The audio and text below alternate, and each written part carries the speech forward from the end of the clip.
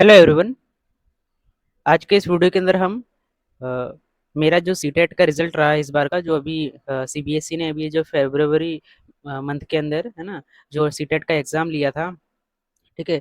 तो वो एग्ज़ाम मेरा क्लियर हो गया था। तो वो एग्ज़ाम मैंने पहली बार ही दिया था, फर्स्ट अटेम्प्ट ही था, और फर्स्ट अटेम्प्ट में ही मैंने अच्छे स्कोर के साथ सीटेट का एग्ज़ाम क्वालिफाई कर लिया था। ठीक है। तो ये मैंने किस तरह से क्वालिफाई किया था, और कुछ जो एरियाज़ हैं, ठीक है, कुछ जो सेक्शन थे सीटेट के अंदर उसमें मेरे अच्छे मार्क्स आए हैं, वो किस तरह से आए हैं, उसके बारे में विस्तृत रूप से डिटेल में एकदम इस वीडियो के अंदर हम चर्चा करने वाले हैं। ठीक है।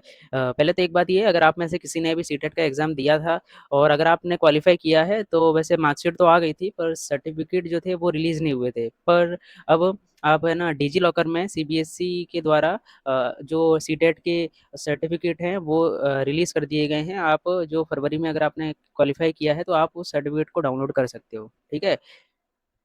तो स्क्रीन पर अगर आपको दिख रहा हो, मतलब मैंने प्रूफ के साथ दिखाया है कि भाई मेरा एग्ज़ाम क्लियर हुआ है सीटेट का। बहुत सारे कुछ जिन लोगों ने मेरे वीडियोस देखे थे वो पूछ रहे थे कि आपका सीटेट क्वालिफाई है या नहीं, मतलब थोड़ा इस तरह से पूछ रहे थे कि उन्हें प्रूफ चाहिए था कि क्लियर है कि नहीं है। तो मैंने सोचा एक काम करता हूँ, मेरा जो सर्टिफिकेट है वही दिखा दूंगा, तो थोड़ा लोगों को कंफर्म होगा और थोड़ा विश्वास होगा कि हाँ, ये व्यक्ति का एग्ज़ाम क्लियर है। इसी तरह से मैंने यूजीसी नेट जेआरएफ के साथ क्वालिफाई किया है। कभी टाइम मिलेगा मुझे तो मैं एक उस पे भी वीडियो बना दूँगा कि जेआरएफ का सर्टिफ़िकेट किस तरह के होता है। ठीक है? तो उससे भी लोगों को भरोसा आएगा।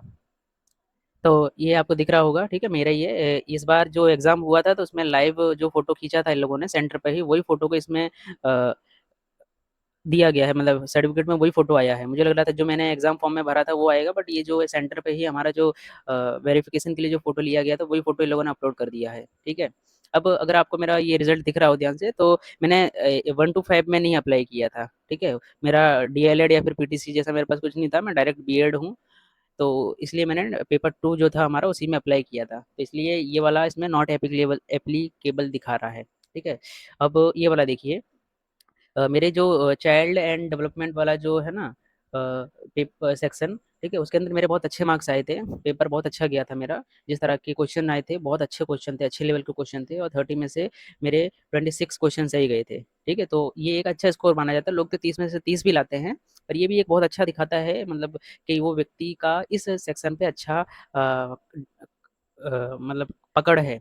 ठीक है। और इसी के साथ-साथ मेरा जो सोशल साइंस था उसमें भी ठीक-ठाक नंबर आए हैं, और जो मेरा मैंने बीएड हिंदी से किया है, ठीक है, बीएड में मेरा एक हिंदी सब्जेक्ट भी था, तो उसमें भी मेरे अच्छे मार्क्स हैं, 30 में से 23 मार्क्स आए हैं।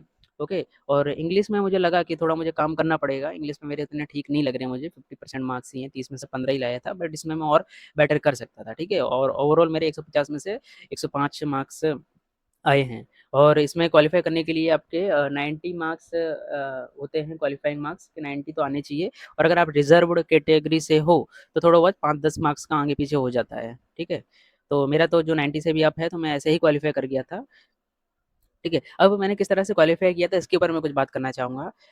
आप में से अगर कोई यूपी टेट, ठीक है, या फिर वो अपनी अलग-अलग स्टेट की जो टेट की एग्ज़ाम होती है, जैसे अगर आप गुजरात के स्टूडेंट हो तो गुजरात में है ना टेट 1 होती है, टेट 2 होती है, 1 से 5 के लिए टेट 1 होती है, और 6 से 8 के लिए टीचर बनना हो तो टेट 2 होती है। ठीक है। और फिर ऐसे 9 से 10 के लिए टाट एस होता है, 11 से 12 के लिए टाट एचएस होता है। तो इस तरह से स्टेट लेवल की भी एलिजिबिलिटी वाली जो एग्ज़ाम होती हैं वो कराई जाती है। पर मैंने हर लेवल की एग्ज़ाम दे ली है। अभी मैं गुजरात के अंदर जो टेट की एग्ज़ाम्स चल रही हैं वो भी दे रहा हूँ, और इससे पहले मैंने यूजीसी नेट की 3-4 बार एग्ज़ाम निकाली है, और ये सीटेट मेरा पहली बार था। तो मैंने एक चीज़ देखी, सीटेट में सच में जो क्वेश्चन पूछे जाते हैं ना वो स्टेट के करते बहुत अच्छे होते हैं। अगर कोई व्यक्ति सीटेट मतलब उस किसी स्टेट का अगर टेट निकाल रहा है, मान लो मैं गुजरात के टेट 1 टेट 2 मैंने पेपर देखे हैं, बहुत ज़्यादा फैक्चुअल रहता है, रट्टू टाइप रहते हैं। ओके। अगर आप कोई व्यक्ति गुजरात का जो टेट 1-2 है इस तरह के एग्ज़ाम से निकाल रहा है ना? तो मैं ये कहता हूँ कि उसे सीटेट जैसी एग्ज़ाम में थोड़ा-सा दिक्कत हो सकता है, क्योंकि यहाँ पर जो क्वेश्चन पूछने का तरीका है वो एकदम अलग है। यहाँ पर जो child and development and pedagogy के जो क्वेश्चन हैं, और जो आपके स्टेट लेवल में जो क्वेश्चन है उसमें बहुत अंतर देखने को मिलता है। सोशल साइंस के जो क्वेश्चन है, हिंदी के पेडागोजी के जो क्वेश्चन है ना, पद्धति शास्त्र का जो क्वेश्चन है, बहुत अंतर रहता है ना? आपके स्टेट लेवल पे डायरेक्ट बस ये पूछ लेंगे, ये सिद्धांत किसने दिया, है ना? ये से जो सिद्धांत के रचयिता हैं, है ना? जो सिद्धांत की उसका जन्म कब हुआ था, कहाँ हुआ था? बहुत बहुत एकदम रट्टू टाइप जैसी चीज़ें पूछी जाती है। पर सीटेट जो है, सीबीएसई जो इसको कराता है ना? वो जो क्वेश्चन पूछता है बहुत मस्त होते हैं, ठीक है? लॉजिकल होते हैं, अंडरस्टैंडिंग बेस्ड होते हैं। ओके। जिस तरह से यूजीसी नेट के अंदर होता है। बहुत अच्छे से मतलब आप जब तक आपकी कॉन्सेप्ट पे समझ मतलब डेवलप नहीं होगी तब तक आप क्वेश्चन के आंसर नहीं दे पाओगे। और एक एक अच्छा टीचर जो होगा वो कॉन्सेप्ट के अंडरस्टैंडिंग पे फ़ोकस करेगा, ना कि उस पे मतलब उसको रट लिया है आपने। ओके, तो ये सीटेट एग्ज़ाम अगर आपको क्वालीफाई करना है, तो आपका जो माइंड है, वो इस तरह से आपको डेवलप करना पड़ेगा कि आपको चीज़ें समझनी है, ना कि रट्टा मारनी है, ठीक है? आप क्वेश्चन भी देखोगे ना, तो बहुत प्रैक्टिकल क्वेश्चन पूछते हैं, केस स्टडी बेस्ड भी क्वेश्चन आते हैं। इस बार मैंने जो चाइल्ड डेवलपमेंट वाले जो पेपर था, उसके अंदर जो क्वेश्चन आए थे, बहुत ज़्यादा केस स्टडी वाले जैसे भी लग रहे थे कि भई ऐसे बच्चा है, इसको ये प्रॉब्लम है, ठीक है? एक टीचर है, वो उसे ऐसे पढ़ाता है, बताइए ये सही है कि नहीं है, या फिर उसे कौन-सी मेथड से पढ़ाना चाहिए? इस तरह के क्वेश्चन पूछे जाते हैं। ओके, तो ये क्या दिखाता है? ये दिखाता है कि कितना अंतर है ना? और मैंने सच में किसी क्लासेस के थ्रू भी तैयारी नहीं की थी। अगर सीटेट के एग्ज़ाम के लिए आपको तैयारी करनी है, तो सच में बेसिक तैयारी रहती है। आप अगर आप ये जो सोशल साइंस वाले सब्जेक्ट्स के देने वाले हैं, तो उसके लिए भी सच में जो एनसीईआरटी रहती है, आप उसको फ़ॉलो करिए, ठीक है?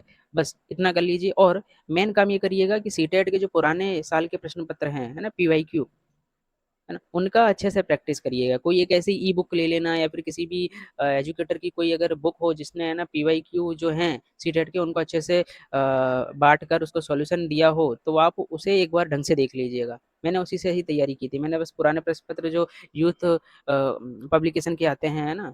उसके ही सॉल्यूशन को अच्छे से देख लिया था और उसी से तैयारी करके गया था और आराम से मेरा उसी से क्वालीफाई हो गया था।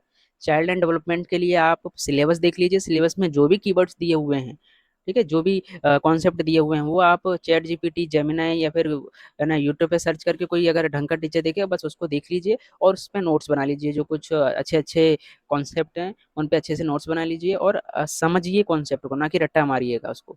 तब आपका चाइल्ड एंड डेवलपमेंट वाला भी सेक्शन बहुत अच्छे से जाएगा। सोशल साइंस के लिए आपको जो हिस्ट्री, ज्योग्राफी, ठीक है? और और भी जो एरियाज़ रहते हैं पॉलिटी, है ना? उनका आपको एनसीईआरटी का यूज़ करते हुए, ठीक है? अगर आप 6, 7, 8 का कर रहे हैं, मैं तो ये कहूँगा आप जहाँ से भी सोशल साइंस शुरू होता है, जिस भी स्टैंडर्ड से शुरू हो जाता है 3, 4, 5 से आप वहाँ की पूरी किताब 8वीं तक की किताब आपको एकदम अच्छे से समझ लेनी है।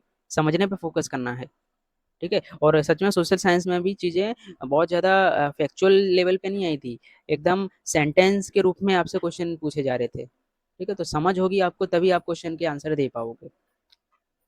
और जो लैंग्वेज 1 एंड 2 रहती है, उसमें तो बस ये है कि आपकी भाषा पे पकड़ अच्छी होनी चाहिए तो आप इसके क्वेश्चन कर पाओगे। ठीक है? तो तैयारी करने के लिए वैसे और भी किस तरह से ये जो सेक्शन है जैसे अगर आप सोशल साइंस से दे रहे हो तो सोशल साइंस और चाइल्ड एंड डेवलपमेंट ये तो सबके लिए कॉमन रहता है। इन सब के लिए आपको किस तरह से तैयारी करनी चाहिए, मैं इसके लिए एक सेपरेट वीडियो भी लेकर आऊँगा, जिसके अंदर मैं प्रॉपर तरीके से आपको रिसोर्स बताऊँगा कि मैंने ये रिसोर्स यूज़ किए थे। ठीक है? तो आप उन रिसोर्सेज़ का यूज़ करते हुए आगे तैयारी करना क्योंकि अभी नेक्स्ट जो सीटेट की एग्ज़ाम है उसका नोटिफ़िकेशन आने वाला है। ठीक है, मैंने एक वीडियो भी अपलोड किया है, आप उसको भी जाके देख सकते हो। मैंने उसमें समझाया है कि सीटेट का नेक्स्ट एग्ज़ाम कब होने वाला है, फॉर्म फिलिंग कब होगी, ठीक है? और और एग्ज़ाम एग्ज़ैक्ट कब तक हो सकती है, क्योंकि ज़्यादातर चीज़ें रेडी हो गई हैं, बस नोटिफ़िकेशन निकालना है सीबीएसई को। ओके, तो आशा करता हूँ वीडियो अच्छा लगा होगा। अगर आप सीटेट, टेट, यूजीसी नेट एकदम टीचिंग लेवल में ज़ीरो से लेकर और भी जो बड़ी-बड़ी एग्ज़ाम्स होती हैं टीचिंग के अंदर, उसकी तैयारी कर रहे हैं, तो मेरी ये चैनल है आपके लिए बहुत हेल्पफुल हो सकती है। मैं मेरे जो भी एक्सपीरियंस रहते हैं इन एग्ज़ाम से जो भी मैं एक्सपीरियंस गेन करता हूँ, उन्हें मैं एकदम शेयर करने की कोशिश करता हूँ, जिससे मेरे जैसे जो स्टूडेंट हैं, एस्पिरेंट हैं, उनकी हेल्प हो सके। ठीक है? तो कोई भी आपके साथ जो ग्रुप में आप जुड़े हुए हों, वहाँ भी मेरा ये वीडियो शेयर करना जिससे और भी स्टूडेंट की हेल्प हो सके। वीडियो को लाइक करिएगा, चैनल को सब्सक्राइब भी करिएगा। मिलते हैं हम अगली वीडियो के अंदर।